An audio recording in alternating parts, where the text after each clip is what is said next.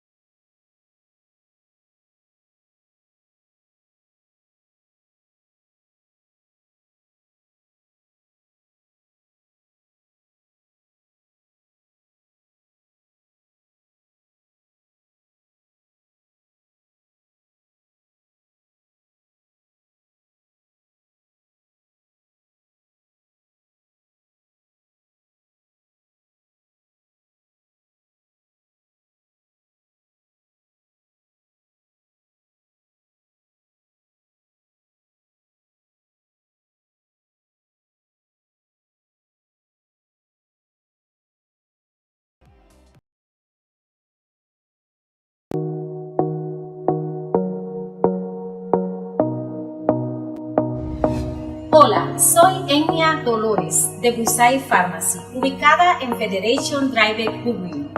He estado involucrada en la farmacia durante más de 2 décadas. Ofrecemos una farmacia de servicio completo y una variedad de medicamentos de venta liberada para nuestros pacientes. Entonces, cuando necesites una farmacia de servicio completo, visítanos en Busai Pharmacy, Federation Drive, Hooghly. Somos los doctores de elección de su farmacia comunitaria. Ofrecemos servicio con experiencia.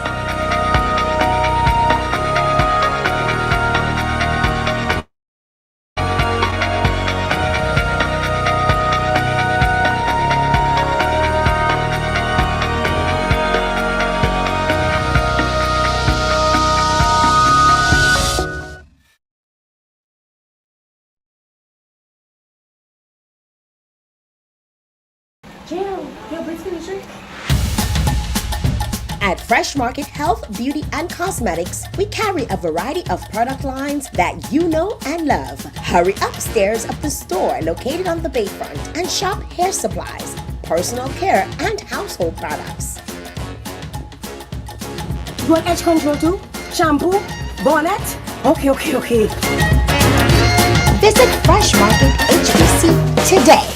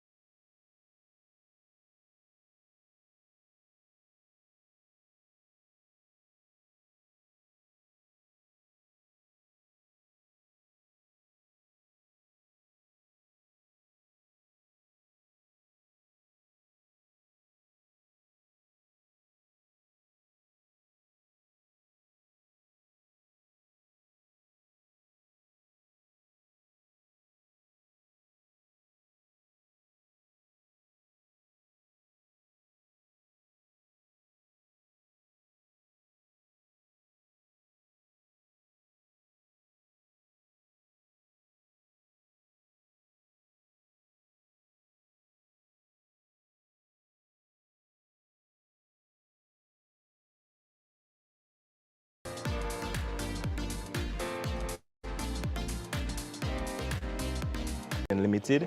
And I'm just here to tell you that when you're done at the ATM, that receipt, just take it and recycle.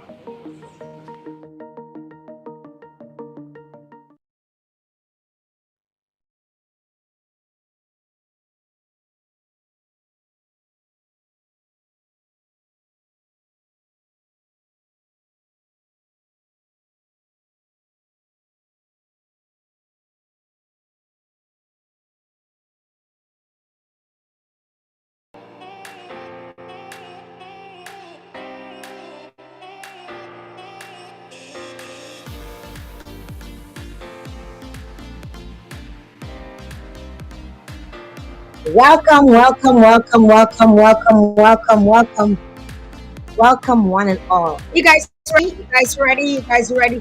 Nice. I know I am. I don't know about you. I know I'm ready. I'm ready for tonight. Are you ready for tonight? Oh my, I'm ready. Let me see a thumbs up. Bonsoir, bonsoir, sunshine. How are you? Let me just fix my other screen here. Make sure I see everybody's names. Yes, I see everybody's names. All right. Bonsoir, bonsoir, sunshine love. Hi, good night, Janice. Hope you guys are doing okay. Thank you so very much for tuning in. Welcome to those of you who are locked in on YouTube, LinkedIn, Twitter, and YouTube. Facebook, LinkedIn, YouTube. Yeah, you get the point. Good night to you. Welcome. This is another show. Thank you very much for dropping in. I am so appreciative of you. Thanks for spending your Thursday night with me. You could have been anywhere else in the world, but you're here with me, right? So for that, I really, really appreciate you taking the time out of your schedules. And probably some of you want to be in bed. It's 8 o'clock. It's actually next day somewhere, right? It's the next day somewhere. And thank you very much for tuning in. I truly appreciate this. We got a show here for you tonight. We got the legendary, hi Ian, what's up? We got the legendary Gordon Henderson is going to be joining us. This is a long time in the making, very, very long time in the making. And I'm so happy to have him here on Run the Track and Talk. He's actually 6 hours ahead. So those of you in Eastern Standard Time right now, he's 6 hours ahead, right? So, il peut devant jour. And he's here with us. I want to encourage you guys. We want to make sure, she says she's ready like Freddie. You want to make sure you tag a friend, you tag someone, tag one person, 2 persons, 3 peoples, 4 people, however you want to call it. Tag your friend, your nene, your power, your Kobe, let everybody, make sure you tag somebody in this live when you come in. Hi, Ian, Dashing Live Movements. Yes, you don't know. Good night to you, Stafford. Thank you very much for joining in. I'm seeing, the earlier you come, the earlier I see you, because once people start coming on, it becomes super busy. The chat gets crazy, and then all you feel kind of neglected. And I apologize in advance. Okay, I apologize in advance. All right, thank you very much. I see you all tagging. Thank you, love you. Thank you very much for tagging your friends on this live and encouraging them to come on in. What's up, Lois? How you doing? Hope all of that that smoke is not, what do they call it, the wildfires, is not affecting you too much. Thank you very much. Hi, Diamond Sherry. Thank you. I see you guys tagging. I want to say special thank you to the sponsors of the show. Without them, I would not be here. Trust me. Like I'd be probably on a hustle trying to make a turn a dollar out of, or turn 50 cents into a dollar.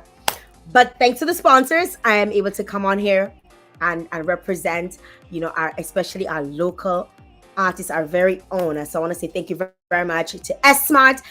I don't know if you guys know, but if you drink Buster, you can actually get a chance to win $40,000. Well, over $40,000 in cash, including an HRV. Like no joke.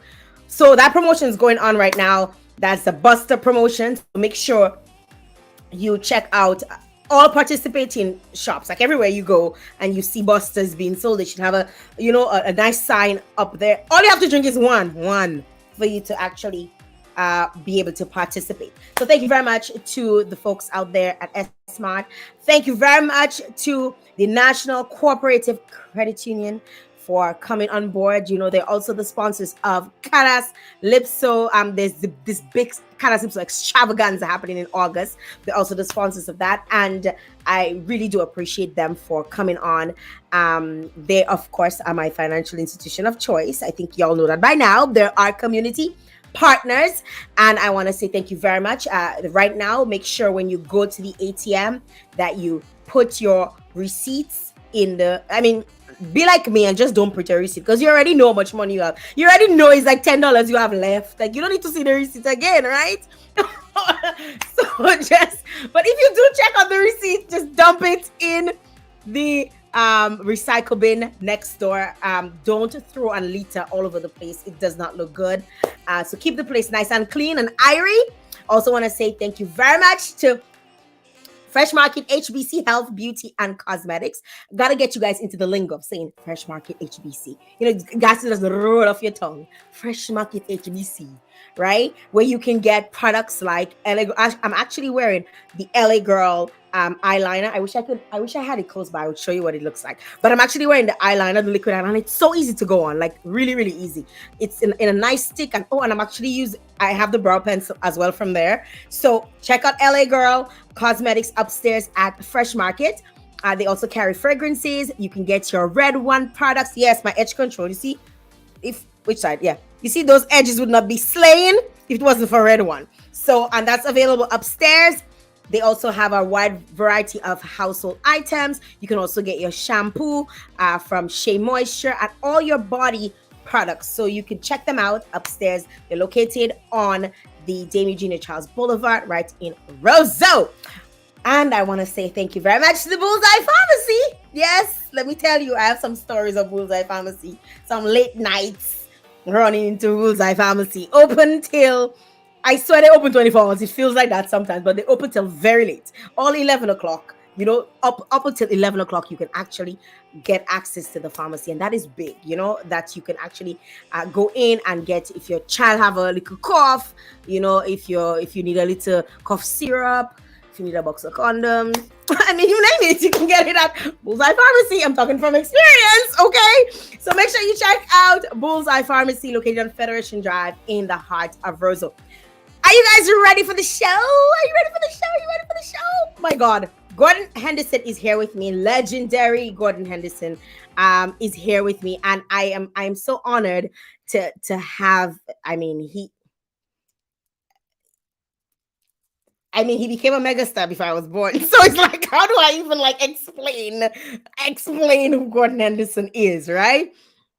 Probably I will start with probably something that is nostalgic to a lot of us, because I remember hearing this song growing up as a child in our house, and it wasn't often that we heard that. Well, I should say my dad loved playing reggae, like Lucky Dube and these kinds of artists, but we would always hear Caras Lipso and Calypso. He was a huge fan of Trinidadian Calypso. I shouldn't say Trinidad and Calypso, but Calypso out of Trinidad. But he was also a huge Caras Lipso fan. And I actually grew up hearing this play, you know. I don't know about you. Like you cannot not say you did. If you don't know the song, it means you're too young. Right here, you're just too young. If you don't know the song, this is what we grew up hearing, you know, songs like this. There's another one that we'll talk about later on. But this was the track that used to be playing one of the songs. And that's where I first learned who that person was. Right? And we're getting ready for Gordon Henderson coming up in just a little bit. Let me see. Let me check out the chat. I know you guys, there's a poll going on. Which was your favorite? Yes, I see Rosita was one of the favorites. Rosita, there's 60% of you saying Rosita was your favorite. Then no, most of y'all didn't like Akiaka, man. Like what I'm telling you, Fresh. 40% of you loved Fresh. Take advantage of the poll. You can go ahead and let us know what you want to hear tonight. I'm excited to have this guest on, and I don't want to waste any time anymore. Just want to get him on want to get him on the show, want to get this show on the road. I want to welcome for the very, very, very, very, very first time to the show, special good evening to the legendary Gordon Henderson. Hello. Hi. How are you? Doing good. I see you have grown tremendously since we did something like that. I think it was during COVID, yes. but since with the new format, you've exploded the roof. You say not? Well, you cannot stay the same way all the time, right? You have to grow. Of You have course. to explore other options, see what other things are working better, what's out there. And especially as a woman in tech, I have to always stay relevant. I have to stay up to the time, right? Yeah, I am glad that you said that because I will quote you as we go along. I am definitely trying to stay up to the time. No matter how old I get, I feel like you always have to keep learning and keep making sure that you make your craft better. I mean, that's what it's supposed to be about. And we've seen you've been around, Gordon, for so long. Like it feels like a lifetime for some of us, right? And and you've released such wonderful music. You created a whole genre, you along with Exile One, and it's just, I don't know if Dominica gives you enough of your flowers, but I want to give you as many flowers, and I want y'all to drop the flowers. Those of you in the chat, I want you to drop your flowers. I want to give Gordon his flowers because a lot of times we wait for when people die and then we say, oh, he was such a great person and whatever. And we don't really give them what is due to them when they're alive. And I want to encourage you, if you're in the chat right now, drop your flowers for the legendary Gordon Henderson, who's here tonight. I mean, he's here. Orchids, that's my favorite flower. Orchids is your favorite flower? Ooh, Yeah. they're dropping flowers. Like Stellina dropping flowers for you. They're dropping flowers for you. Anthony is dip. Anthony Thomas is on, and lots of folks are coming on. They're saying Anthony welcome Thomas, my schoolmate. King of Kanas. They're saying welcome to the King of Kanas. Yes, folks are dropping their flowers. Thank you very much. Curvella dropping flowers. Oh, Anne is dropping flowers. Folks are dropping flowers for you because we really have to show that we appreciate you, that we love what you've done, your contribution, and like it's unfortunate that I have not seen much mention of you, in the Dominican sphere. When I say Dominican sphere from a national perspective, because I see a lot of mention, when you do your shows, even when you perform at Curl Festival, we get that, but I don't see it on in the grand scheme of things. Like I feel like you should be an ambassador for Dominica because I don't know if you've been asked. I don't know if you've been approached or whatever it is. And I don't know if I'm just talking out of my arse, but I feel that from someone who's heavily involved in entertainment as I am, that more homage needs to be paid to you for what you've done for not just for music, but for Dominica. Like you put Dominica on a map. Like I've been like doing research for this show because you might think you know somebody, but you don't until you start like digging. And just doing research for the show is like, I look at some of your live performances and you always mentioning Dominica, like no matter where you are. Like I swear as a matter of fact, I watched a live performance that you did with Rosita where there was like at least a 4 or 5 minute intro before you even came on stage. And you were calling out the islands, and you make sure you shout out Dominica and stuff. And you've definitely put us on the map in a grand way. You got, I mean, I know people say Dominica, French people come to Dominica to see Triple K and these artists during Curl Festival, but French people would not care about our music if it wasn't for you. So We have to give you your. You have to give Jackie's jacket and Jacqueline her lipstick. So I want to say thank you very much for all you've done for music, for all you've done for Dominica. And if nobody else ever says thank you to you, I want my folks on my live to do that so they can say yes, we saw Gordon and we were able to say thank you to him in a special way. So thank you, Gordon. I appreciate it. I Thank appreciate you. it. Thank you for being on with me. I want to start. I want to start from the beginning because, like, I found out so much stuff about you that I did not know, and some of it I'm just like I'm even scared to say. Well, you know normally when you interview somebody, you'll start by prompting certain things in hopes that they will give that you send a hook so that they can catch they can debate, right?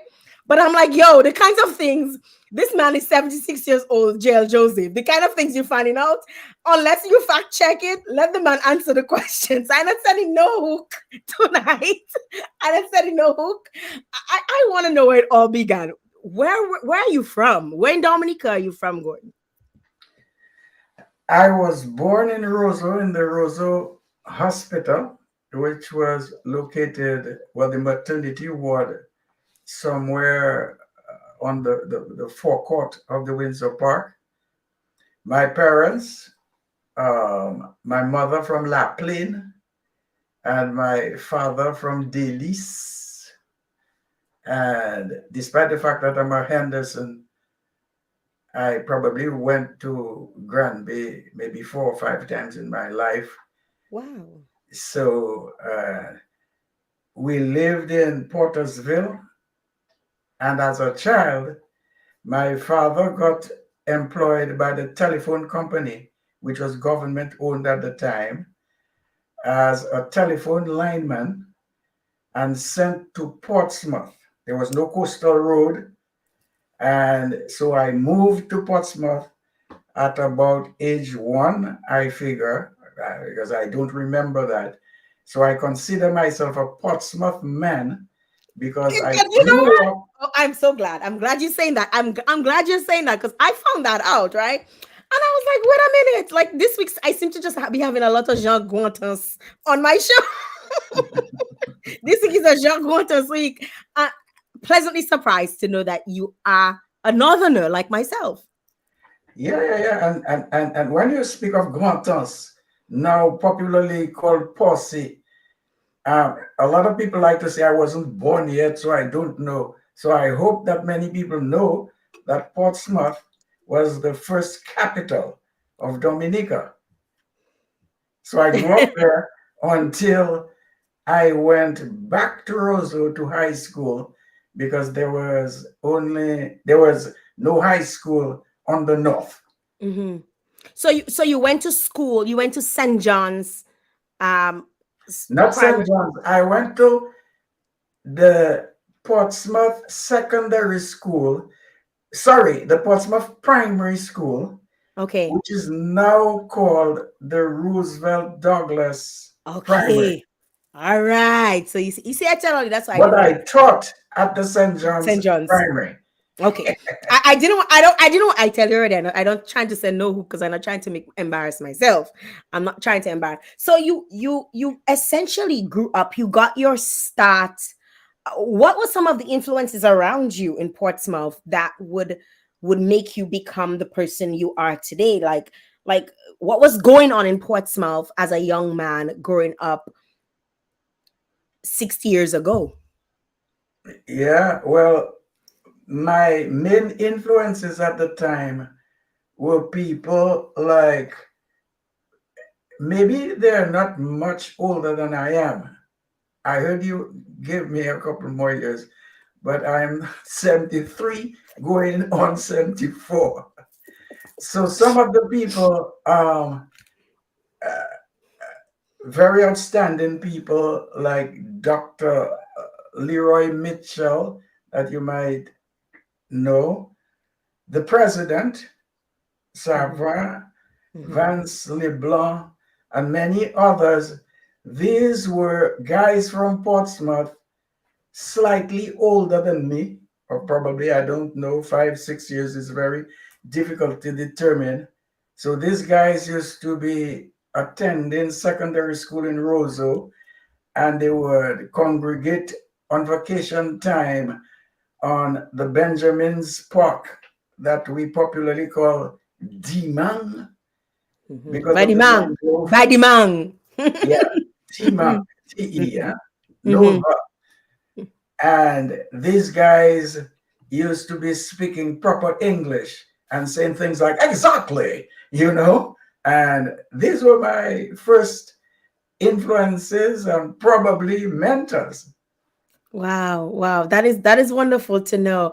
I think it's so interesting to know that, you know, and that they're still alive too, for crying out loud. You guys have lived, it seems like it's forever. Like you're probably like almost twice most people's age who are on my live. So people can, so you've seen the coming of age, I like to say, because you were there when we had regular phones, when people, a lot of people on the live probably don't even know what a regular phone looked like when you had to. Permit me to interrupt you. This phone thing is very interesting because I told you that my father was a telephone lineman. So I was fortunate to have a phone at home when very few people around the island had it. Hmm. And the way that the phone worked, there was a telephone exchange with what they called telephone operators. So if you wanted to call someone, you would have to ring. The word ring really made sense because you turned something. The Mhm. telephone operator responded, and you would say, please connect me to one of the 20 or 25 people in Dominica who had phones. And Wow. my mother happened later on to become a telephone operator.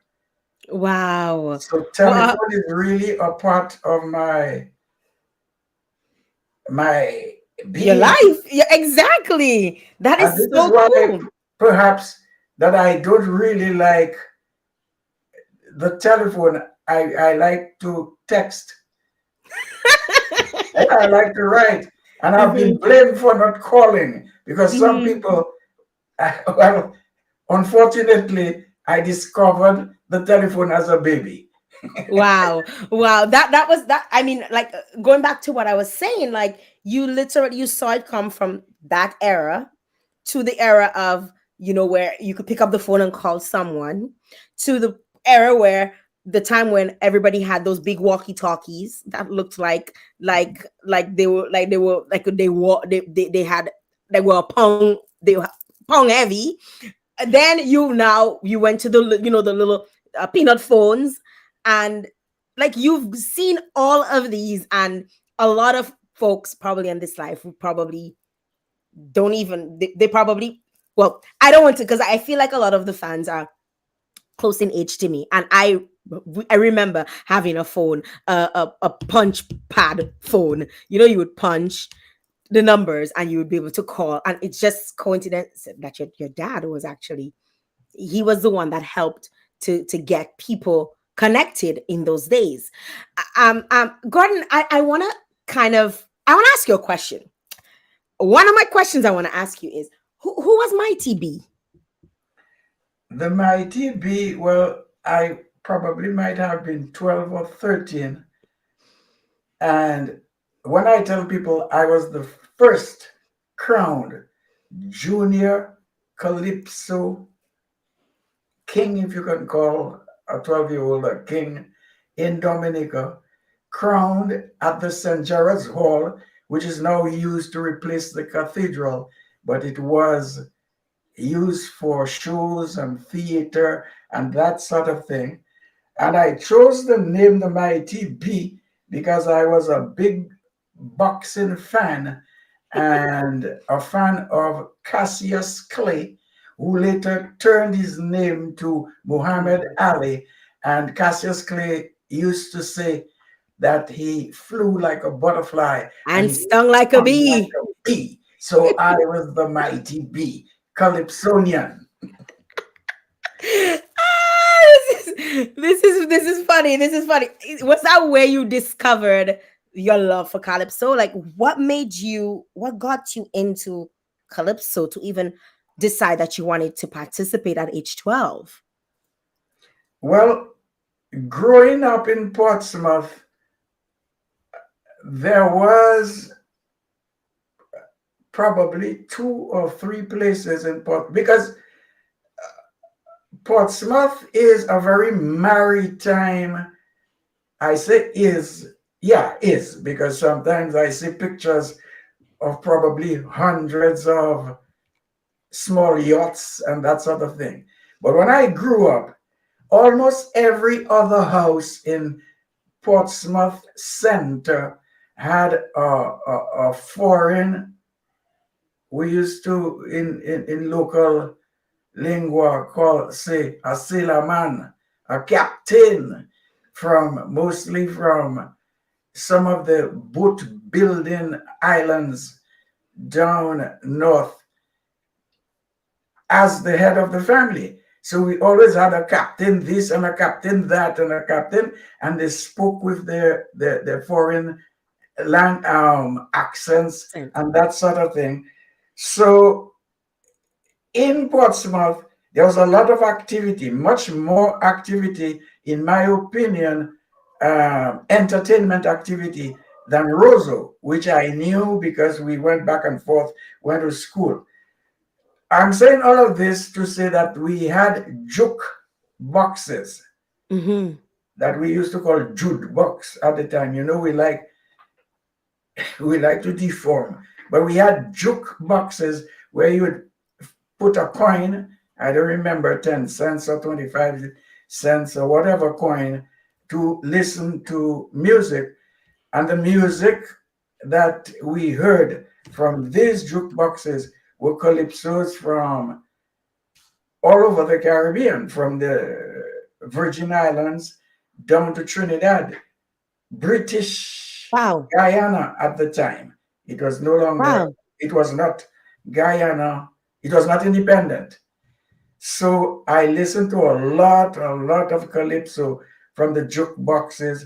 And Portsmouth in that kind of maritime town, and the gist boats, a lot of young guys traveled on boats going to Antigua and the Virgin Islands, um, to sell produce, or go to England on the geese boats, and they would come back with all the latest dances. So I grew up in calypso, and I just said the real calypso. Wow. Wow. That is very, very interesting to know that. I mean, that story is just crazy that they would, like, you heard about this style, or you were really influenced by this style through the jukebox and through what you heard coming through from the other islands. I wanna talk a little bit about when you started really singing or getting involved in music and production, because you organized a band when you were young, a lot younger, before you even did Exile One. You had people like Chris Francis, Randy Aaron. Do you remember that band? You want to tell us a little bit about that? Voltage 4. That's the foundation. It was a quartet, Mm-hmm. and at the time, well, you would have to do research. Booker T and the MGs. That was a quartet from the United States. They were very popular. There was another quartet called the Meters. They came to Dominica. They were so popular in Dominica. So Voltage 4, we played that kind of repertoire, copying the American guys.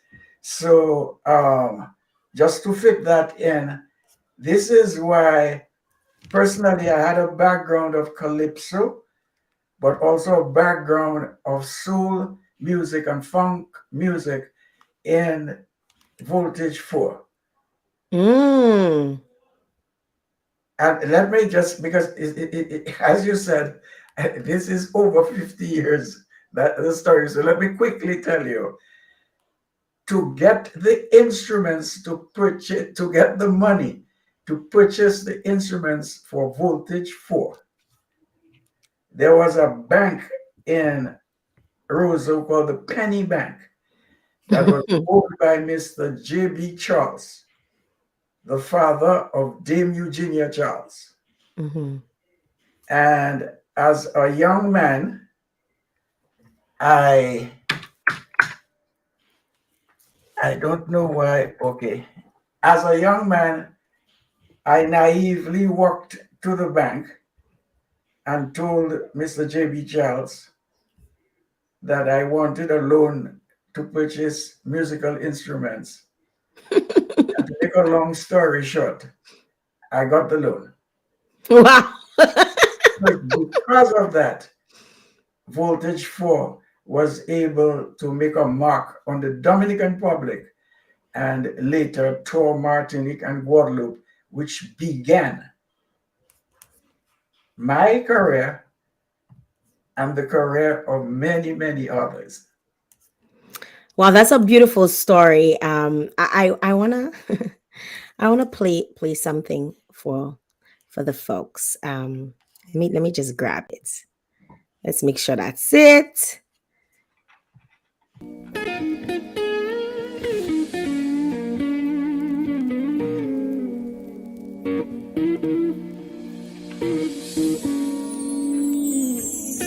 You, you remember this? You remember this? I can't forget that. This is fresh. Fresh is probably the most international hit from Exile One, and it took a lot of time to get recognition in Dominica because it didn't sound like the Calypso of the 70s. That was the 80s. And many people were stuck to the music of the 70s. Some were even telling me this is the authentic. And as you were saying in the beginning, because I told you I knew I would quote you, man must evolve. And so some people didn't accept the evolution. Fresh took a long time to be accepted in Dominica, but it Wow. was readily accepted elsewhere. Wow. I discovered the video obviously because of how long ago this video was created. It would not have been digitized until of late, right? Or of recent. By the way, on my channel, Gohan Mhm. Global Entertainment on YouTube, Mhm. there is a version without the time code I go on it. Okay. running. All right. So I'll go and find that one. But that song, I mean, first of all, I just want to know who's the girl in the video. I want to know Oh, who's the girl. the girl in the video is, I don't know if I can call her a girl, is a Dominican called Winnie Green, who might be one of your favorite viewers, who lives in the United States now, who was Wow. a model in Dominica then, because the team, I came down with a team to shoot the video to do Indian River and that sort of thing. Mhm. And we saw some runway modeling thing at the Anchorage Hotel. Well, I can push the ad on your show because it doesn't exist anymore. That's okay. Okay. At the Anchorage Hotel, and Winnie was one of the models, and the director asked her to be a part of it. So she The is video, something. the video, okay, her role in the video makes makes it everything so mysterious, about like the way she doesn't, she's not, because I mean nowadays when you see women in videos, they're very out there, they're very, you see thighs, you see butt cheeks, you see a little, the only thing you probably not, well, nowadays you see nipples too, but you see like everything, right? And she had this decency, this class about even the way she with the like had her back turned to there was just so much mystery to it. It's like you wanted to see like what's gonna happen, like you want to know what's gonna happen. Like even when you reach out to hold her, it was like they're gonna kiss, like you were waiting for more. I mean, it was very tastefully done, I should say. So I want to commend you guys, because it, even then, I know you were telling a story, and I want to get into what story you were telling, where Fresh is concerned. But you were telling this story, and she, like, you talk about the color of the person's skin, like a chapeau tea, and the video just rolled through, like you could sense, even though it was supposed to be sensual, there was no sexual appeal to it, you know what I mean? So it was very tastefully. Yeah, but your observation is perfect. But I don't know if we should get too much credit, because it's a matter of the era. Um, the sociologists will tell you at this time people were sensual, people could be sexual, but privacy, I think some of those people say privacy, was something that was a part of the day. Now between then and now, particularly in music videos, we have stepped over, and I wouldn't want to describe some of the things that I have seen by even some of our popular artists today. So privacy is no longer private. Privacy is no longer private. yeah, I mean, and so imagination, and I mean, it was an era, to make it a little bit more graphic, where the respect for women, the admiration for women, a woman would be more admired in swim attire than stark naked. Let's put it that way. Wow. Because we even in that stone age, we all knew what was on the swimsuit, but we Yes. didn't have to see it to believe it. Whereas today, it would seem otherwise. But this is a societal thing. It's not It is a about societal. music. It's It's a not nothing to do with societal music. thing. Nothing. Definitely. I wanted to bring that up. I wanted to highlight it, and obviously, I always I feel like we could be subtle about certain things, and we don't have to be, and subtle even about our conversation around modesty or privacy or all of that, right? We can be subtle and we still make our point, right? Without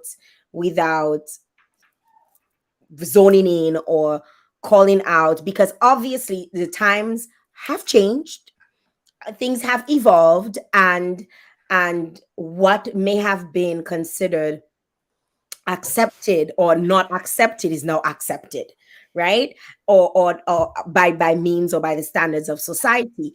And but having someone like you who've seen all of these stages, all of these different stages, um it's just a matter of getting your perspective without calling. We don't need to call legendary people, don't call out nobody, right? We don't call out nobody. Right? You don't need to call nobody out.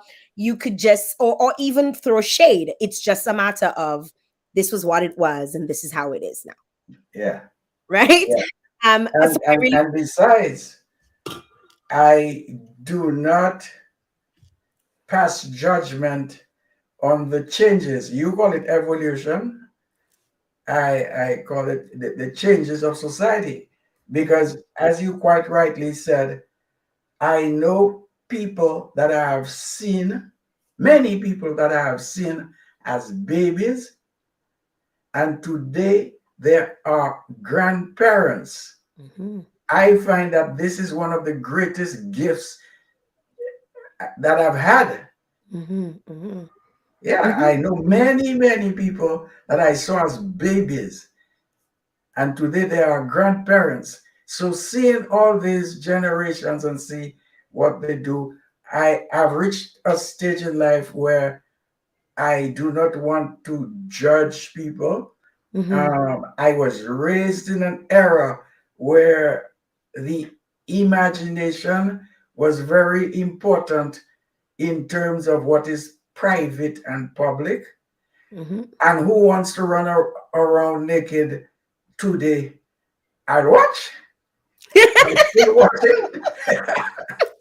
I wouldn't do it, but I wouldn't judge you if you want to be. You say that you want to run around naked Naked. or almost naked. You know, Mhm. I mean, when you look at Carnival across the Caribbean, it looks like nudity is novelty. Nudity Mhm. is not novelty, you know. In the days that we did the video, there were nudist camps very close in St. Mhm. Martin, in France, in many countries. There were nudist camps. The only thing, just like pornography in music, they Yes, have, yes. we have always had pornography in Pornography music. in music, The yeah. only thing is it was categorized. It wasn't the societal norm. You see, that is the only difference. But if you Mhm. want to sing porn, go along. If you want to run around with it, go ahead. I am not going to condemn you. That's not my job at all. Well, I want to get into the music and get into the formation of Exile One. Tell us what got you guys started. Well, first of all, like I knew of Exile One not just because you were the leader, but also we had a relative in the band. That was Julie Morillon. So my dad always made it a special announcement to let us know that Julie Morillon was part of. We had a relative that was famous, right? So can you tell us a little bit about the start of the earlier days of Exile? Because we spoke back in, I think it was April, and you shared such interesting knowledge about we were talking about something completely different. It's nothing to do with what is going on today, what we're doing right now, but to kind of hear the way you guys started and how you moved around. It was very interesting. But I want to kind of get a sense of now, how did you guys get started? Like, who came up with the bright idea that we were going to do this and we were going to call it Exile One? Well, it didn't happen quite that way. There was no group called Exile One, and Exile One was never a project to become a band. Hmm. Besides Fitzroy Williams, and I'll get back to him, it's important because I keep telling the story that's so long ago. Um, I am older than all the other guys of Exile One. I'm the oldest, even older than Fitzroy himself. Wow. Wow. So I was in Guadeloupe singing with a band from Guadeloupe called Levy King, the Vikings.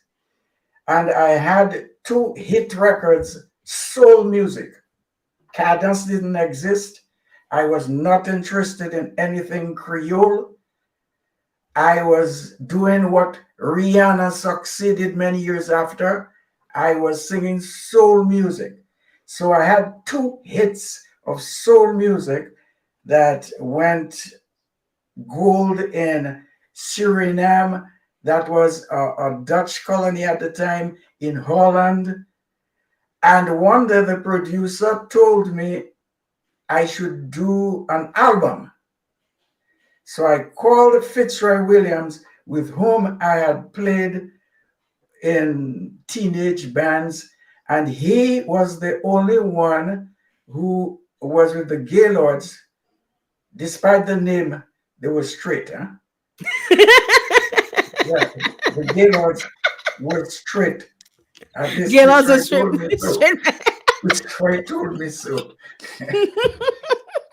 And if you have any doubts, you can ask another Joseph. Joseph, who was responsible. I think he renamed it the Gaylord's Power Union when gay, the definition of gay kind of shifted Shifted. and so on. So I asked Fitzroy to find me some musicians to record my album in Guadeloupe. So I had my songs already composed, arranged, and everything. And he chose. So Fitzroy Williams is the one who chose Julie Morillon, Vivian Wallace, and the rest of the guys, Kremlin Fingal. Crookie played with me in Voltage 4. So I think he is the only one that I might have told Fitzroy, make sure that Crookie is there. Oliver Cruikshank, deceased. Mhm. So they came over to do the album. But the experience was so overwhelming because here you have guys of 18, 19 that had never seen a recording studio. They went to the studio, recorded. The record was promised to be released maybe 4 or 5 weeks later. That was done, and the producer had a very exclusive club that we played at the club. So we decided that why not make a band? The producer told me that, yeah, you could make a band, but call it Gordon Henderson and whatever, like Bob Marley and the Wailers or Byron Lee and the Dragonaires. And at that time, I was about 23, 24 years old with the Black Power. I said, no, no, no, no. I want one name. There is no Gordon Henderson. And I don't know if that was a good decision up to today. I don't know. It probably was. And so we chose the name Exile One. Exile came from the drummer, the late Crookie. And we thought that there would have been another group called Exile. So we added one to say that we were number one, because we honestly thought that we were opening the doors for many musicians across the Caribbean. So we would be number one. And boastfully, the teenagers were number one, were the best, etc. So thus came the name Exile One. And why Exile? Because we thought that most Caribbean people were involuntary exiles from Africa. So a name that represented, so there's no insularity about the name Exile One. It is about Caribbean-ness. Wow. Wow. Did you ever think that the band would become so famous? No, I didn't think that the band would become famous. I knew where I was going. I was very confident. But the direction that we took, because if you listen to the first album, there's absolutely no Creole. We were not targeting the Creole market. And it's by sheer coincidence that we moved into Creole to Save a Night, where people had to dance, and we're playing our reggae. Reggae at the time was spelled Gay, incidentally, but that's another story. And the Jamaicans changed. Some people say I wasn't born yet, but just do the research. I looked around, but Stone Age, like you sounded like a Stone Age, like you're like, woo. No, but I mean the first records of Jimmy Cliff that I still hear on the radio in Dominica, they were on the record. You'll see it's reggae, Reggay. And there's a reason that GAY turned into GAE. And if someone loves reggae music like we do in Dominica, I think it's a minimum to at least know the The history, history. the history Facts. and the name where it came from, you know. Facts. So I was saying that I had no clue that I would spend a career singing Creole and later defending the Creole language. I had no clue. Wow.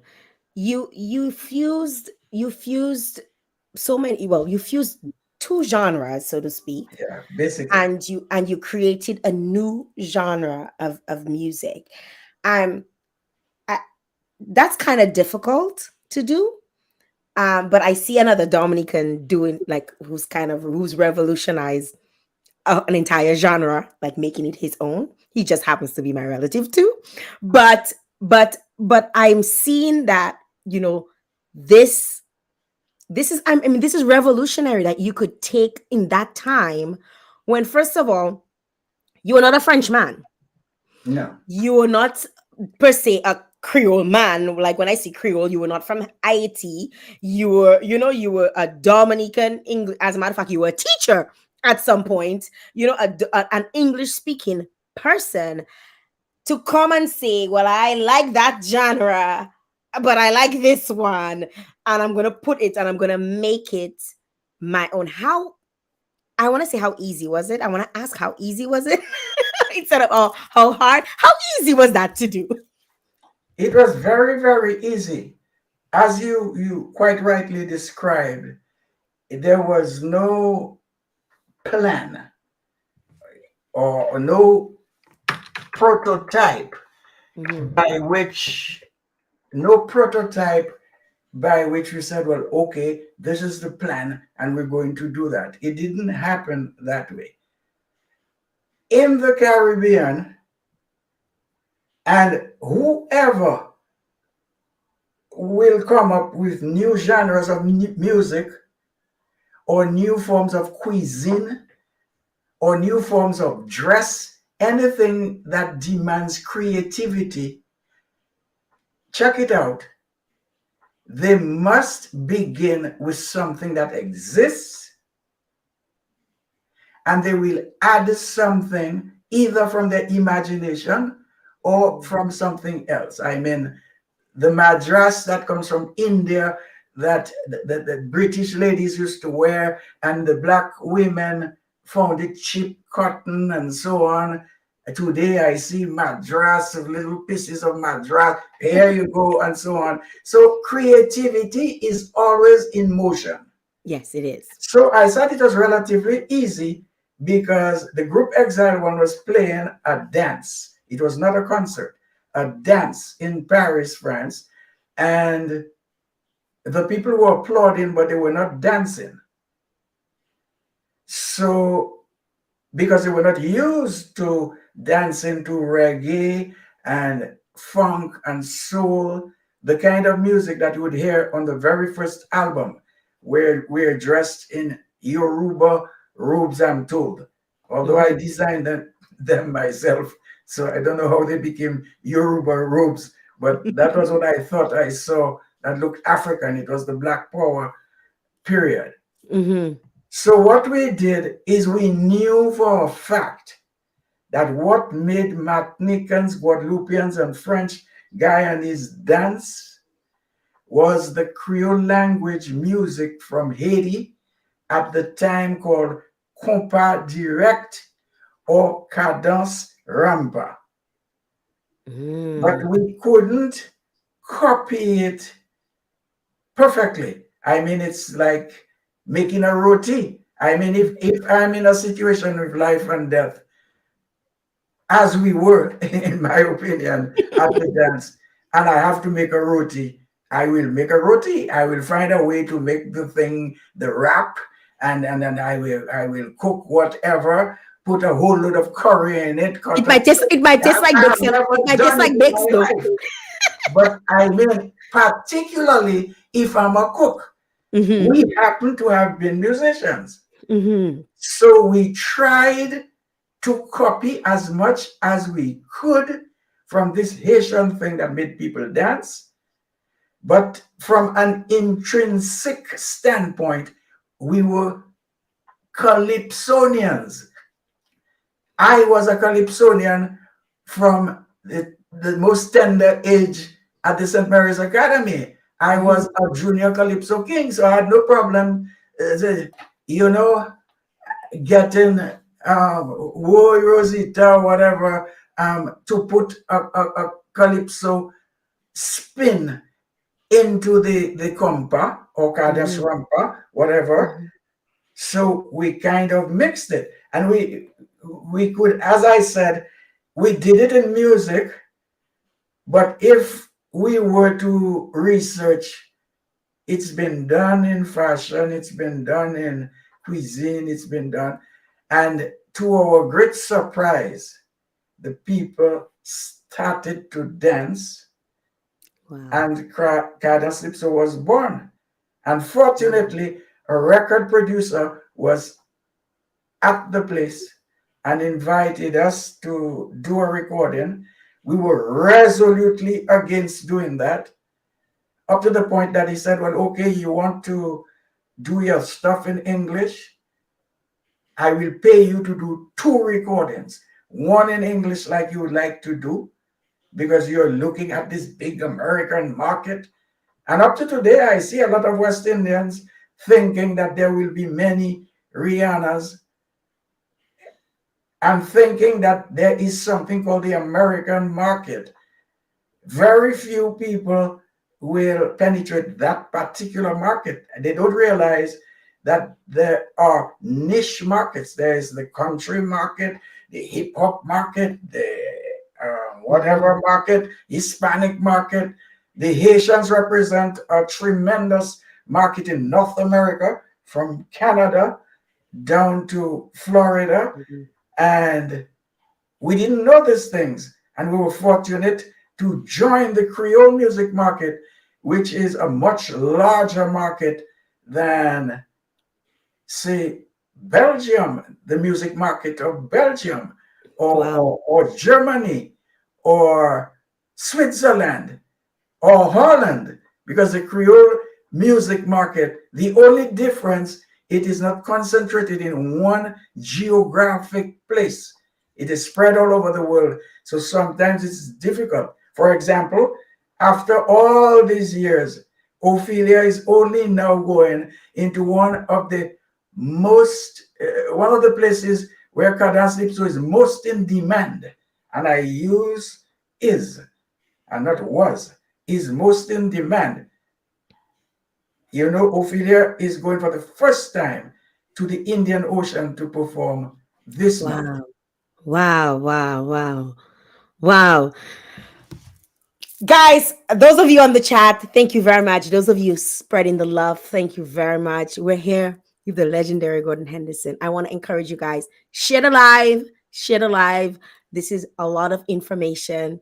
I'm learning along with you. I am learning a lot, because even in his story, we get a bit of history. So pay attention, stay tuned. You see, my father was a lyricist, not you know, like that have lyrics, Gordon Henderson. So stay tuned. We need to take a break, we need to pay some bills. I want to also encourage you guys, those of you who are on, to start getting your questions together. If you have questions for Gordon, start putting them together, dropping them in the live so I can see it early o'clock so you can get your questions out there. We're going to take a very, very short break. We're going to pay some bills. And when we come back, we're going to be talking some more with the legendary Gordon Henderson. So stay tuned. Be coming back. All right, guys, we're coming right back right after this.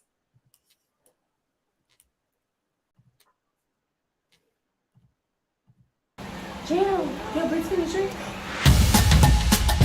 At Fresh Market Health, Beauty, and Cosmetics, we carry a variety of product lines that you know and love. Hurry upstairs of the store located on the bayfront and shop hair supplies, personal care, and household products. want edge control too? Shampoo? Bonnet? Okay. Visit Fresh Market HBC today. Hi, my name is Jael John Baptist, representing the National Cooperative Credit Union Limited. And I'm just here to tell you that when you're done at the ATM, that receipt, just take it and recycle.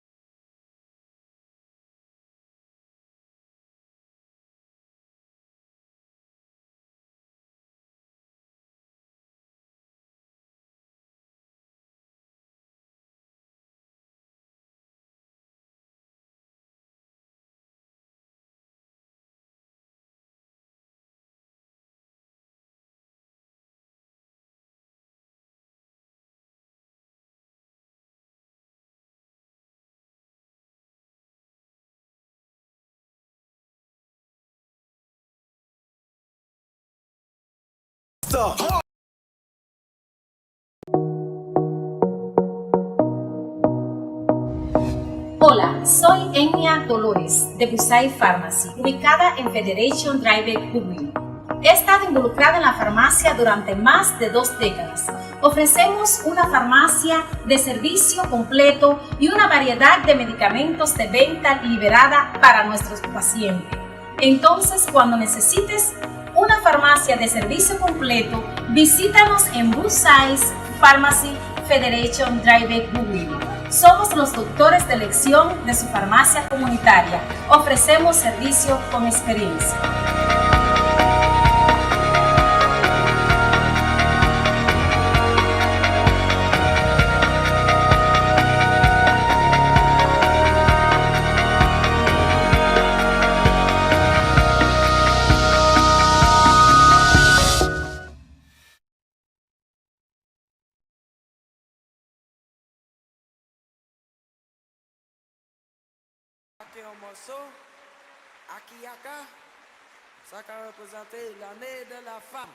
We're back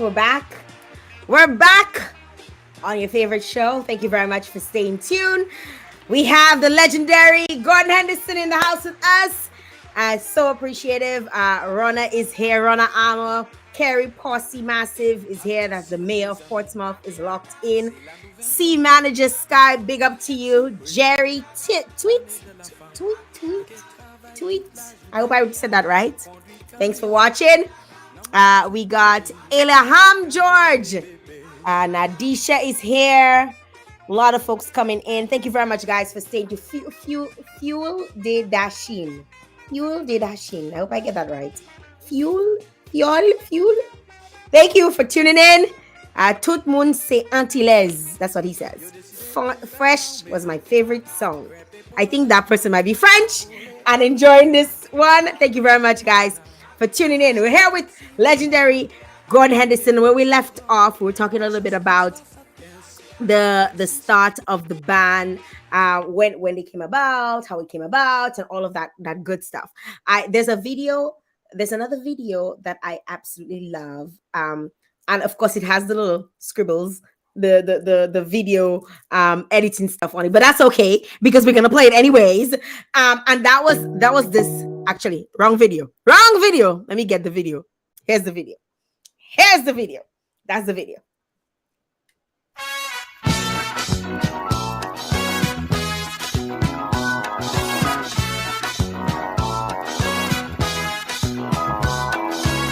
Is that the outfit you were talking about? The outfits that you created?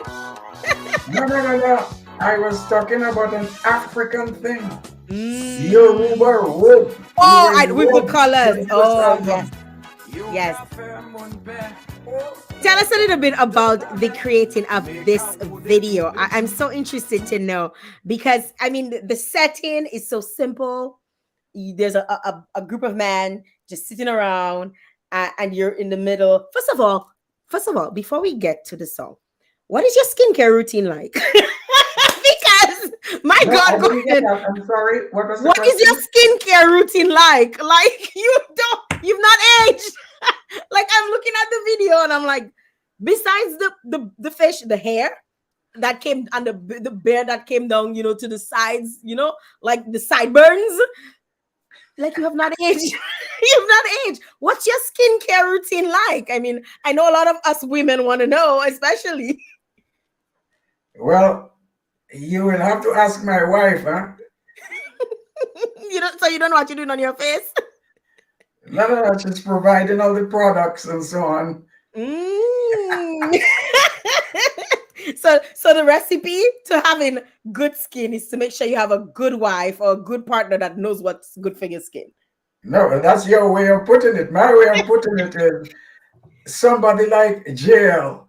I can come up with the secrets, and Jael will sell it to the world. I cannot divulge that like that. I mean, we'll make a deal. We'll make a deal. Let's make a deal. I mean, we want to know. We really want to know. St. Lucia is in the house. People from St. Lucia are coming on, and they're logging in. Thank you for sharing and not sharing that with us. We get the remedy though. We get it. Let's get back into the music. Tell us a little bit about that video that we just saw. With all the men and sitting around. What inspired this song? And tell us a little bit about what the song is talking about and why you chose to have this kind of setting with a group of men.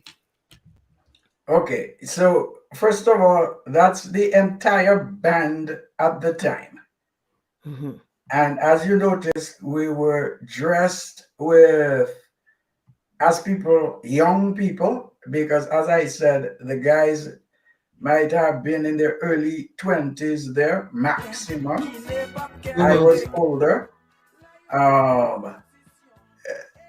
You will notice that we wore bell bottoms, but I noticed the bell bottoms seem to be coming back full circle.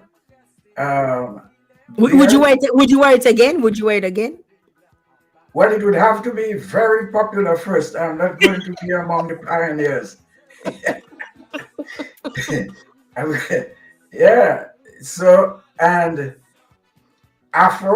afro, so afro, beard, and platform shoes, that was very popular at the time.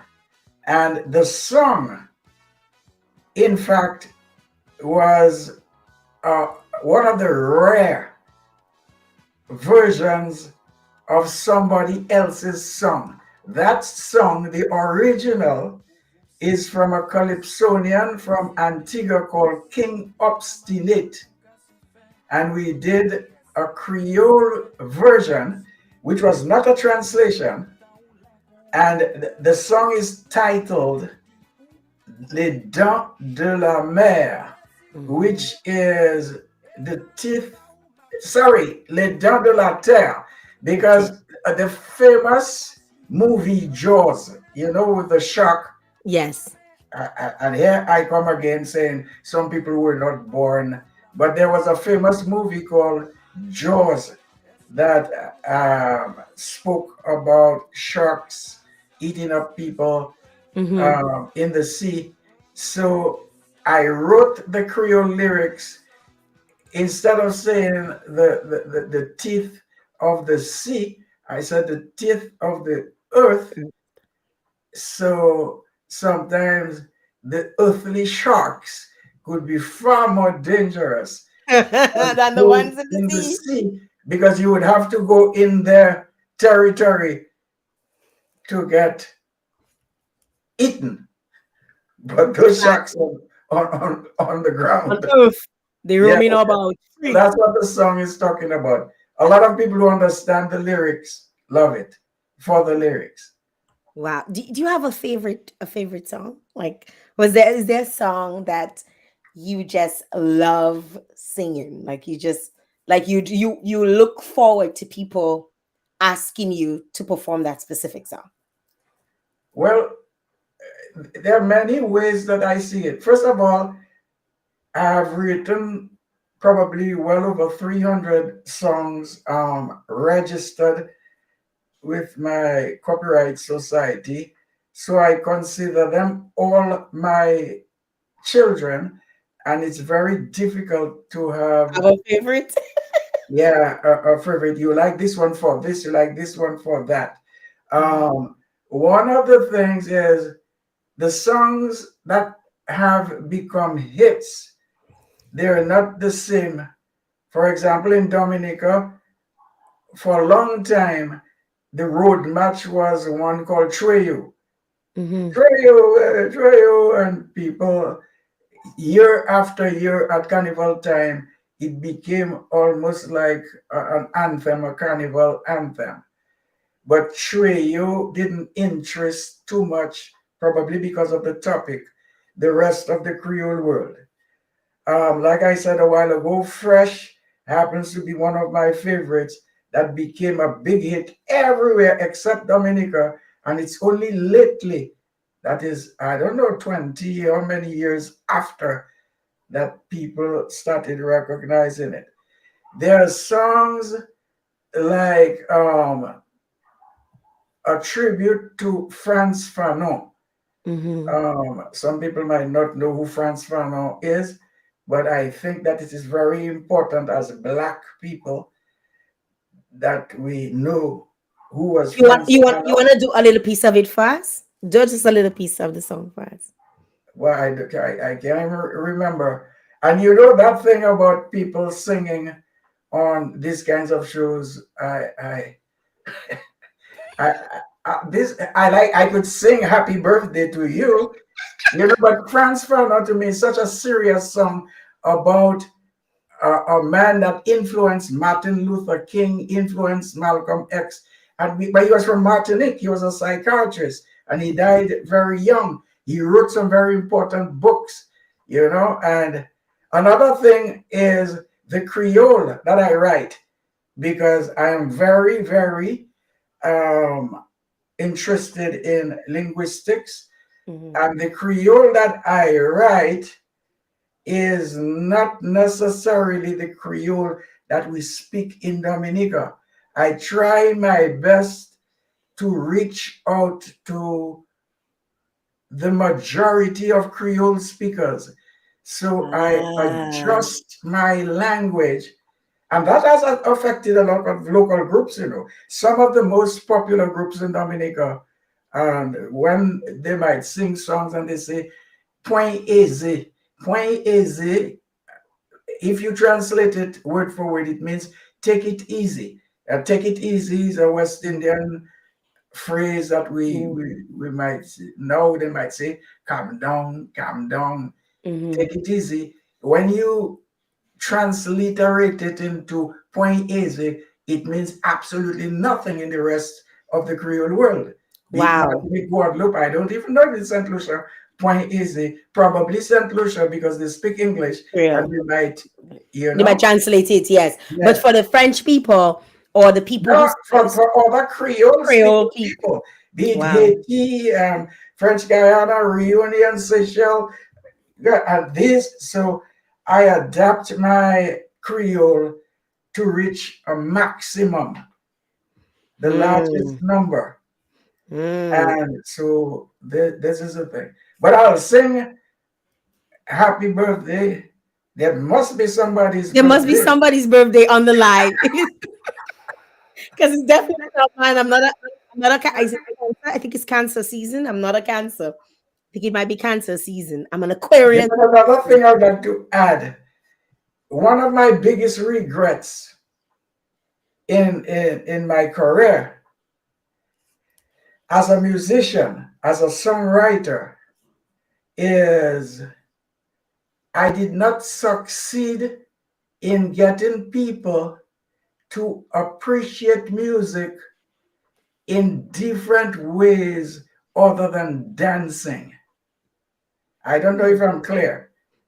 Music is not meant only Only for dance. dancing. Even from an African standpoint, we have music for funerals, for mourning.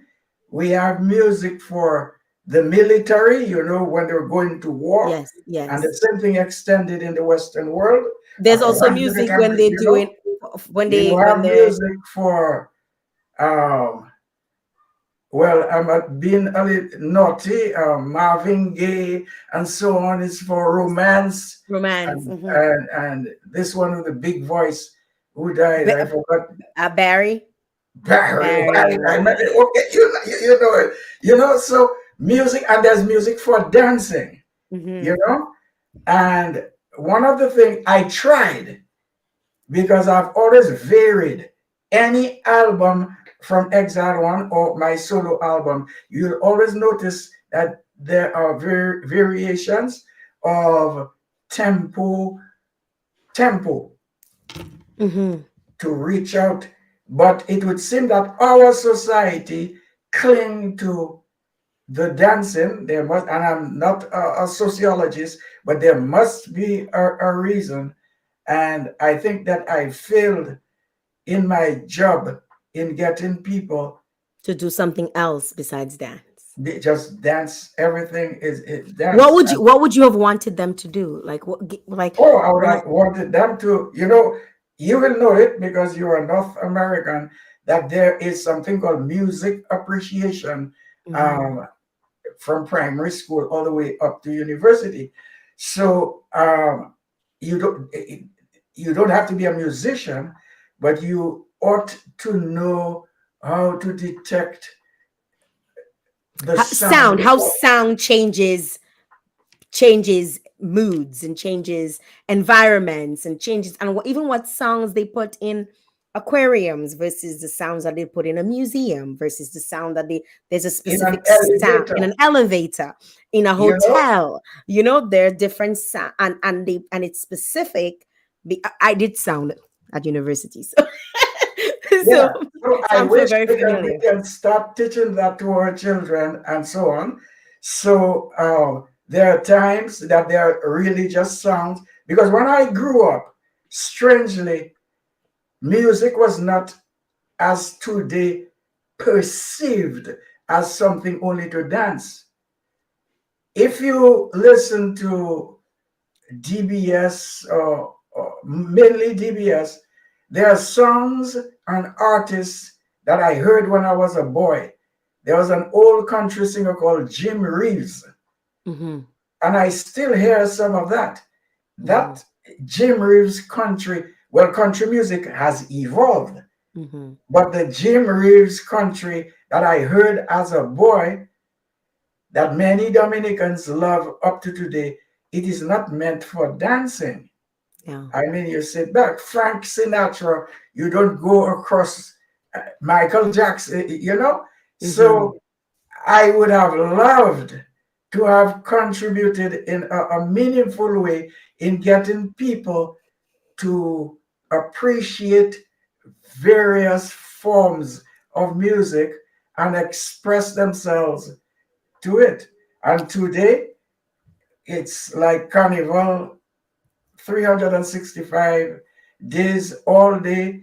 So it's carnival. There's nothing wrong with it from an industry standpoint, because from an industry standpoint, there is a carnival every month of the year, every year. In some There's country, one country. in Notting Hill, one in Caribana, one in Montserrat, one in this every month. So if you specialize in carnival music from an industry standpoint, and I'm repeating it because I know somebody's going to say, "Oh, Gordon saying you criticizing those fellas and this kind of thing." Now I know I'm Dominican, so Mhm. that's not what I'm saying. I'm saying from an industry standpoint, it's not a bad idea if you're good at carnival music to master the market.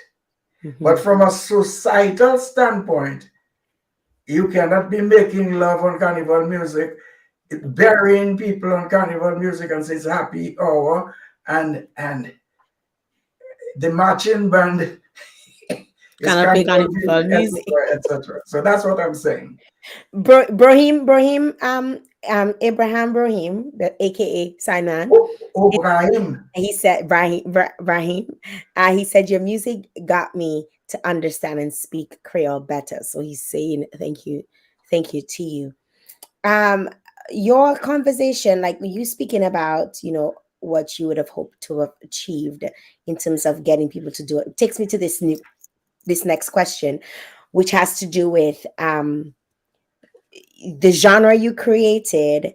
And what do you think of the way the younger generation embraces that genre? And I'm asking from coming from a standpoint of longevity, like after you're gone, because we've seen like Jeff Joe and we've seen people like this chubby, but then like I don't really see like there's nobody else after you after you guys, like I don't. I mean, if there is, correct me. I stand correct. What do you see what do you think in terms of the longevity of Karaslipso? What are your thoughts? This is a very important question, and I would really like that most of your listenership, your audience, they understand what I'm saying.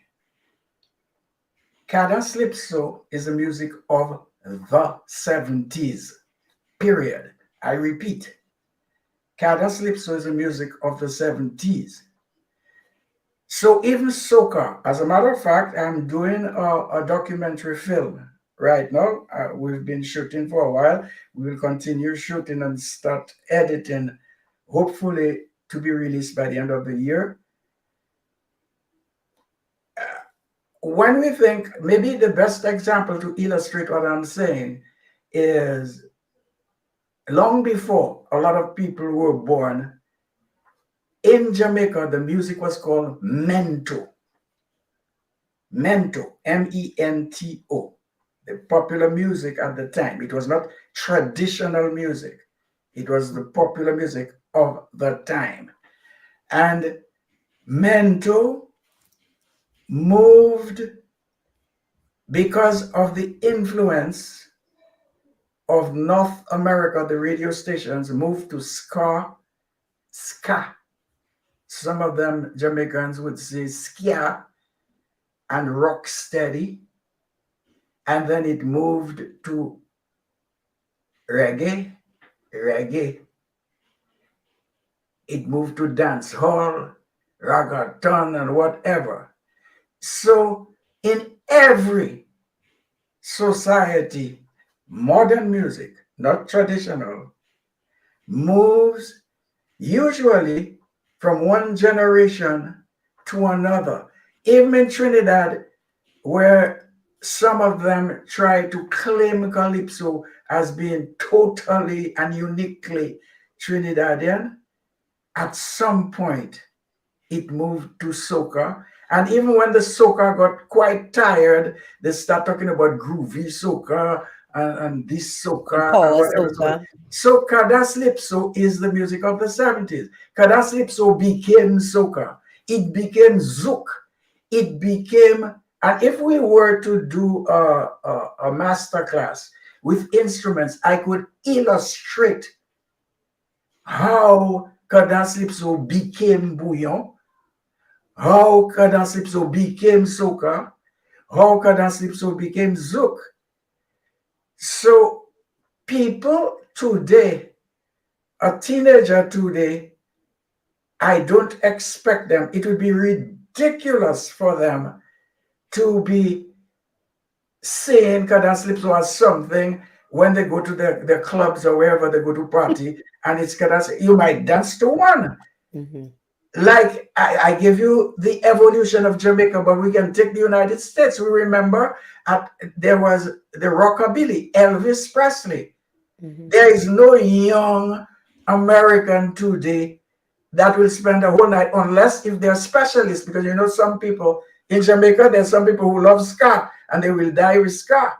Mm-hmm. There are some people in Dominica, they don't like soca, they like the calypso of Sparrow. Mm-hmm.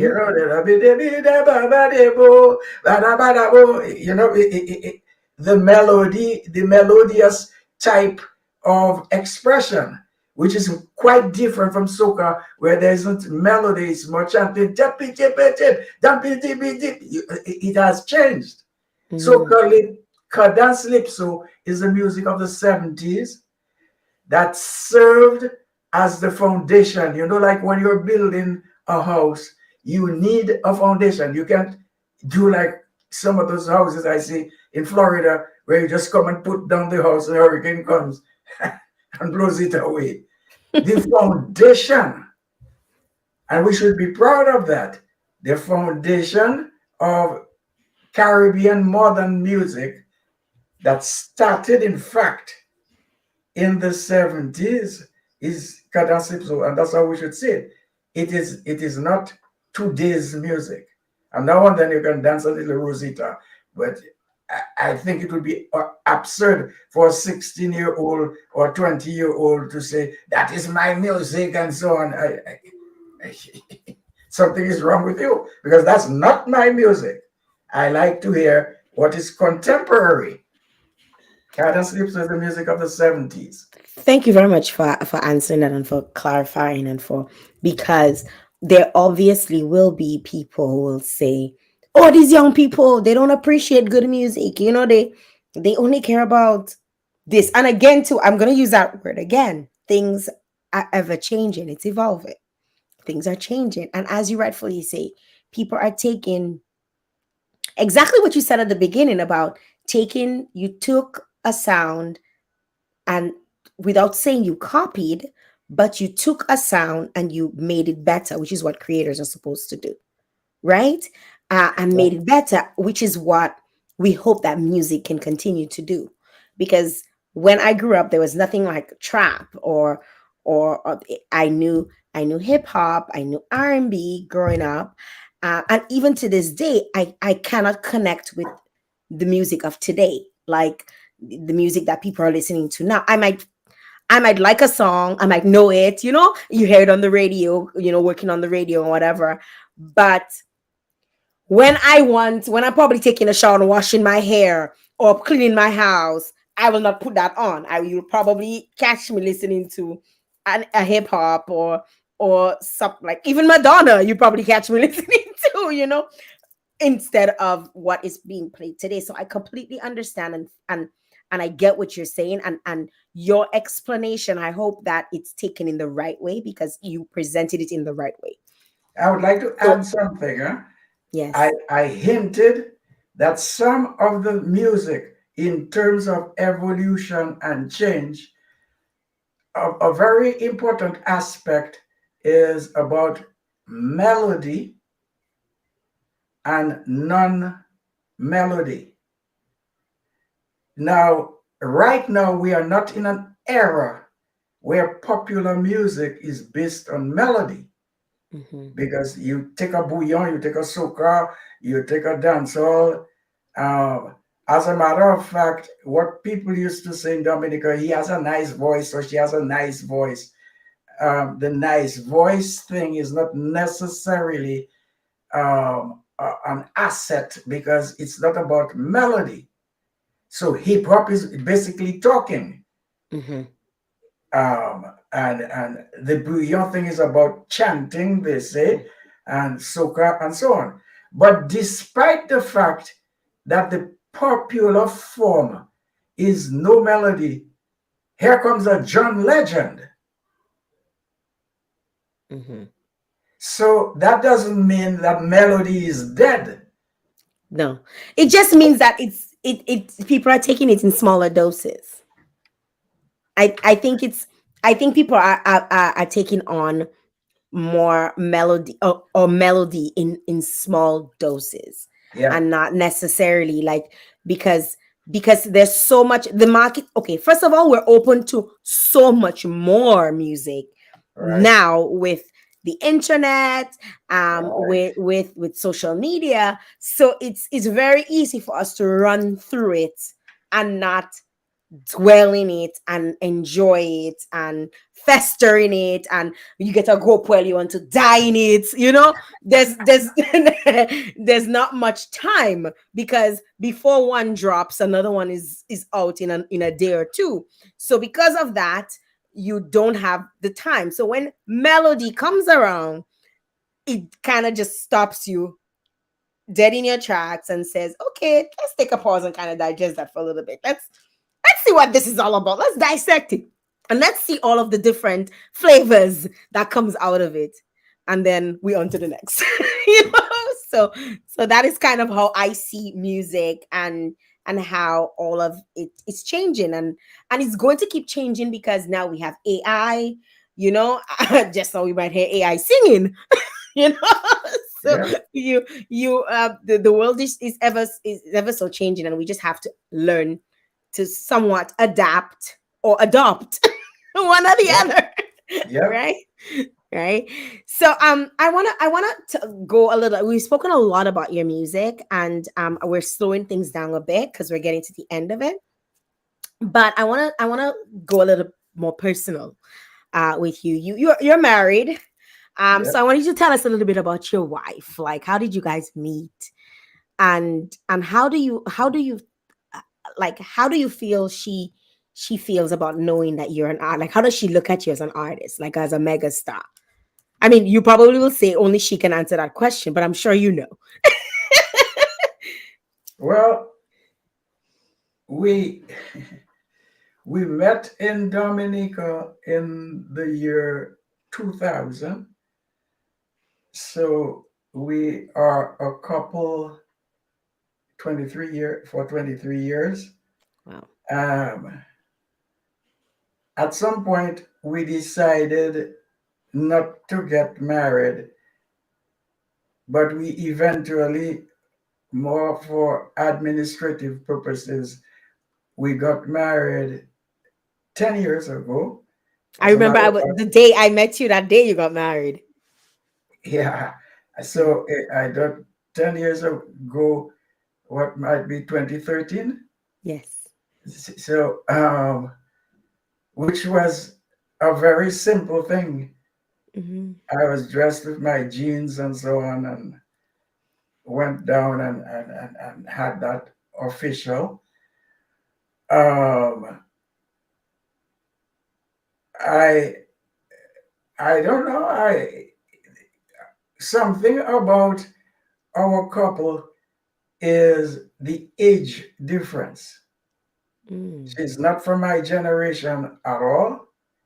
When I met her, I felt what attracted me to her was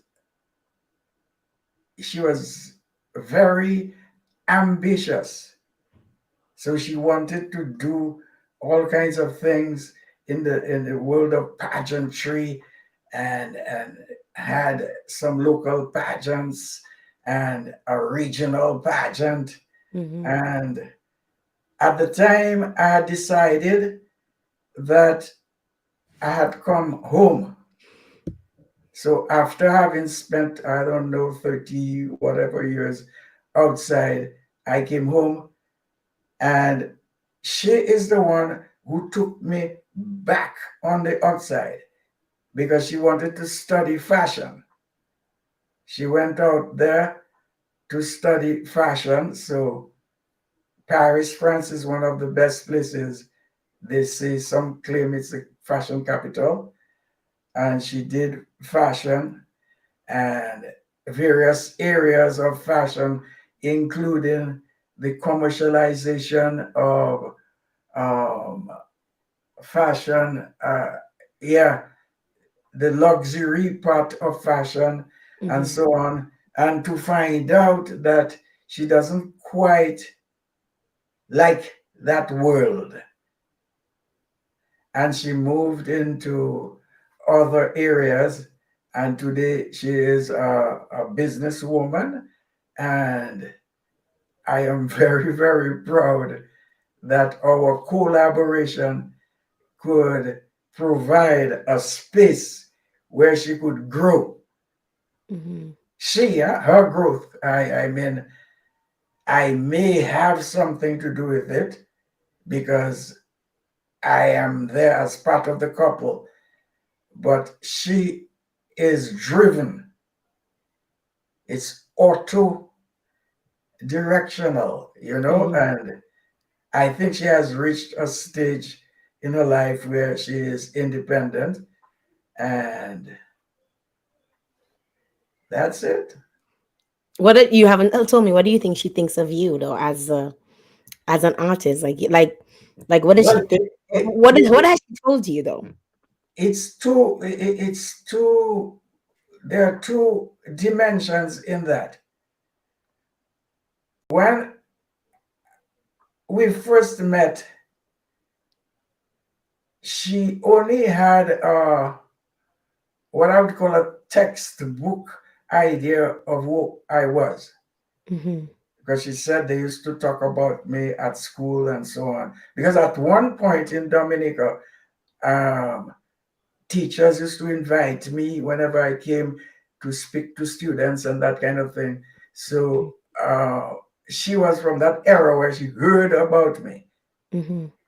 When she got to know me, um, I think that her feelings changed, and I do not have any star. Appeal? Yeah, I don't know which is the best adjective.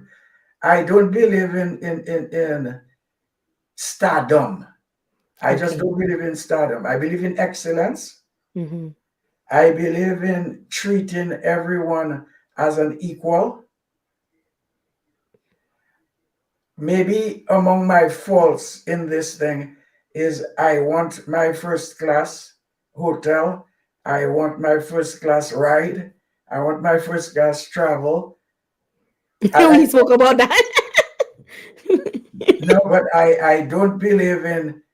And there was a time, fortunately, the times have changed, where Exile One, when we went to places, there would be crowds of people, and I don't really like that kind of thing. I like it when I'm on stage, but when Hmm. I'm off stage, I am just like everybody else, and I admire people. I have the tendency to admire people that may think that they want to give me star recognition, whereas I see a star in them for Okay. different things, you know. Hmm. Hmm. So very easily, I think that she forgot the textbook Gordon Henderson and see me as who I am, Hmm. and started advising me in a number of areas.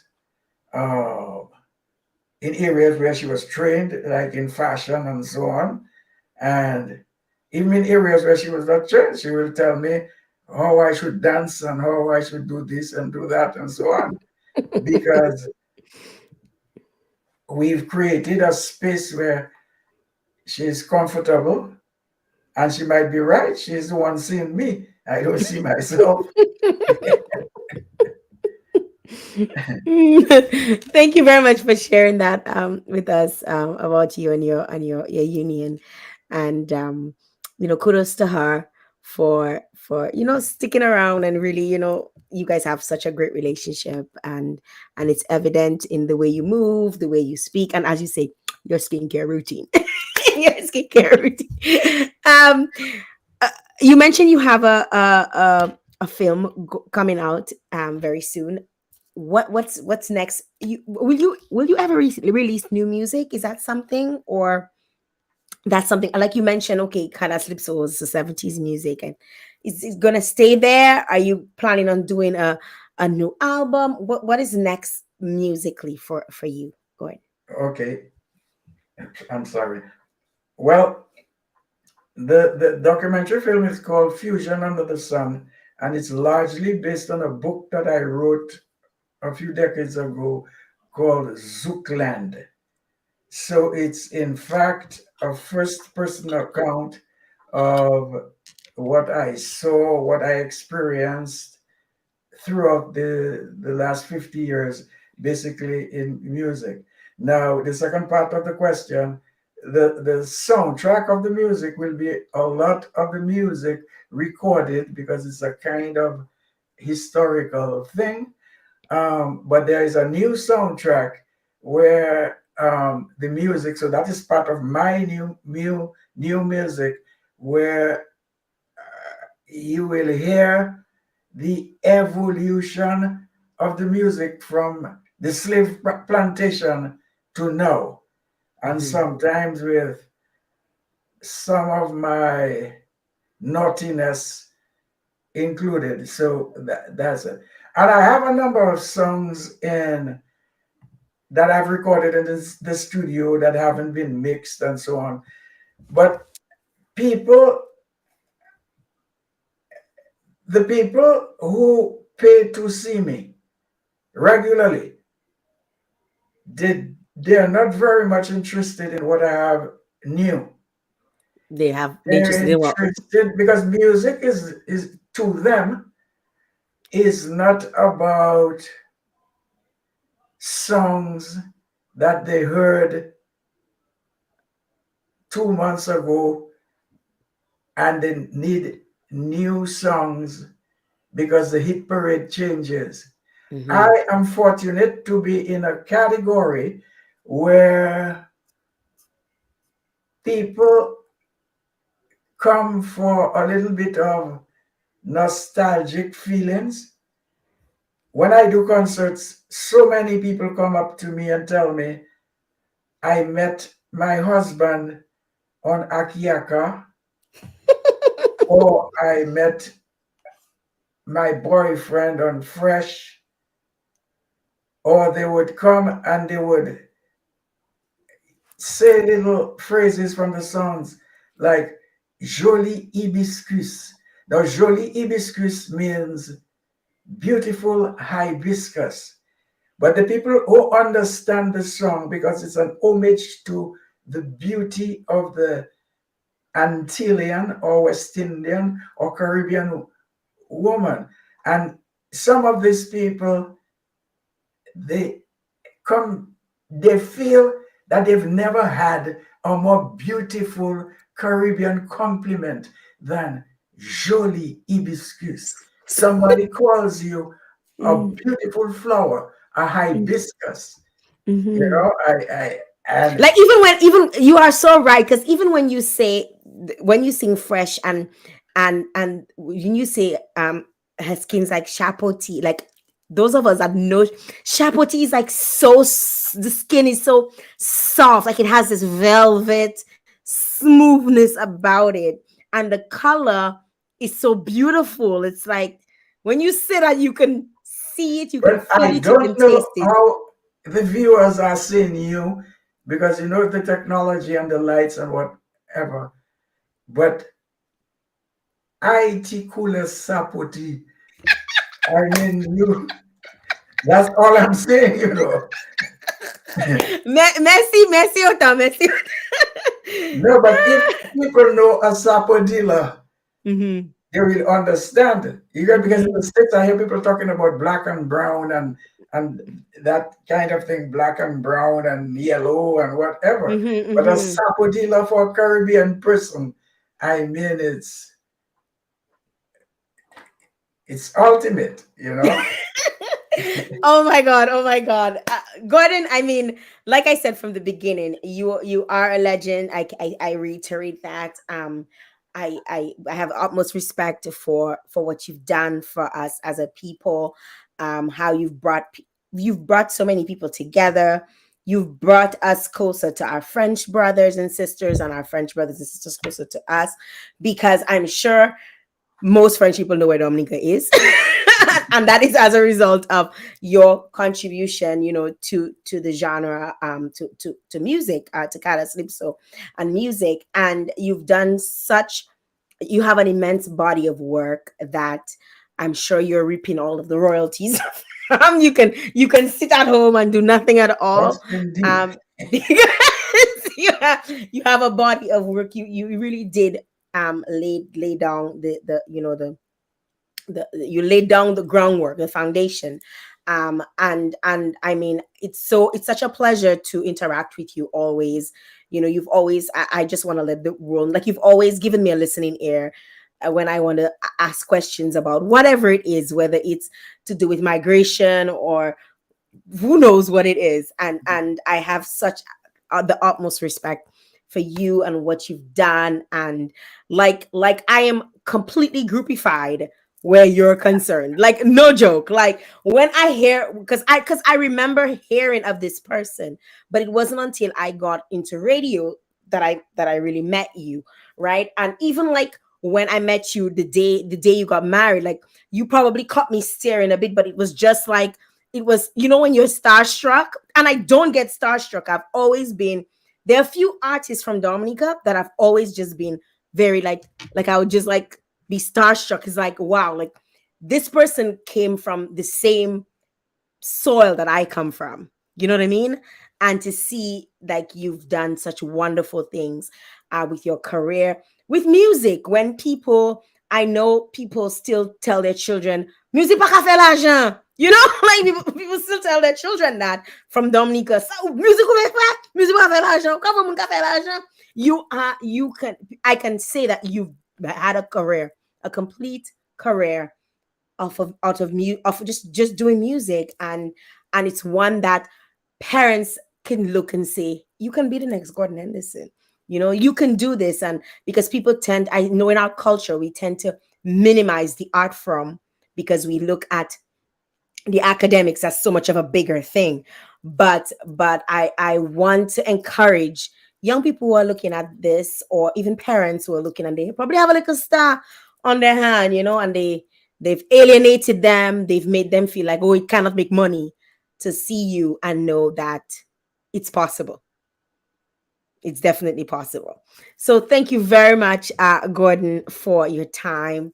For I know it's very late, and I want to put it out there that I hope that, because I have the power of the mouth, but I don't have the powers that be, to give you the recognition that you truly deserve.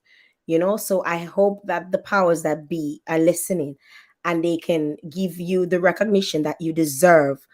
Whether it is a Hall of Fame, I don't know what it is. Whether it is a star on the on the big front, whether it is a big plaque, or whatever it is, that you just get the recognition that you rightfully deserve. And thank you very much for your contribution to music in Dominica. Well, without blaming anyone, but probably it was done a little bit too early.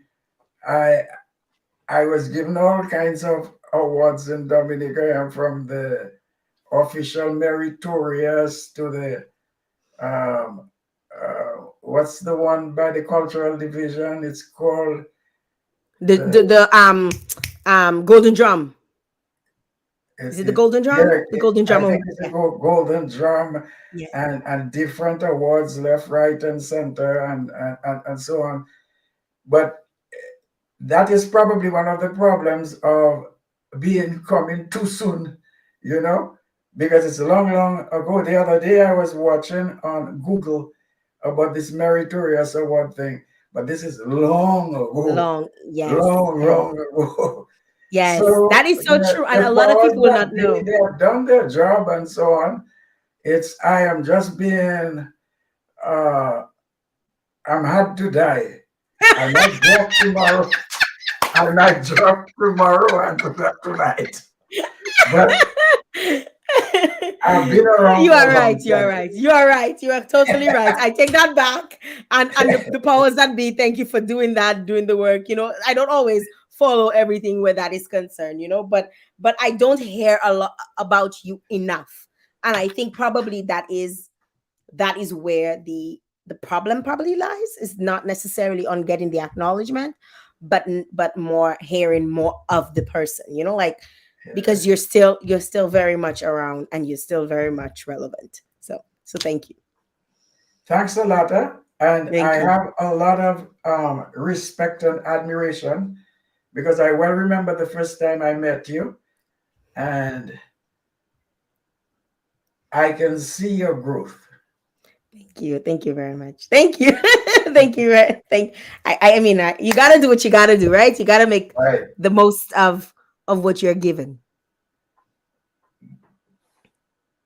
Great. Thank you. Continuation. Thank you. Gordon Henderson, guys, ladies and gentlemen, boys and girls, thank you very much for your time. Leave you with this one. It was such a pleasure having Gordon here on the show. I hope you guys enjoyed this as much as me. Yes, I'm just looking at the chat. Rona, yeah, I get you and I agree. His music is therapeutic and good for the soul. So many people will view this later on. So many people will enjoy this and remember this. And I want to encourage you guys, if you've not shared the live, make sure you do so. Tag somebody. It was such an honor to speak with Gordon here this evening. I want to say thank you very much to the sponsors. Without them, this would not be possible. Fresh Market Health, Beauty and Cosmetics. I want to say special thank you very much to the National Cooperative Credit Union of Dominica. Also, thank you to S-Mart, the agents for Buster, having the big Buster promotion, as well as the Bullseye Pharmacy located on Federation Drive. Thank you very much, Sandra. I hope you guys enjoyed this. I enjoyed speaking with Gordon. So even if it was just me and him alone on the live, it would have happened. We'd have had a good time. And I'm so grateful that you guys stayed with me until, because you could have been anywhere else in the world, but you chose to remain here. Thank you very much for that. I really appreciate you. I will be back on Saturday. Saturday, we have MFR exclusive interview with MFR, a band from the North. This week is Northerners. Northerners in the house this week. Thank you very much to every single one of you. Those of you on LinkedIn, I see you. Those of you on Twitter, thank you. YouTube, thank you. Facebook. Until next time, gonna say good night and I'll see you soon.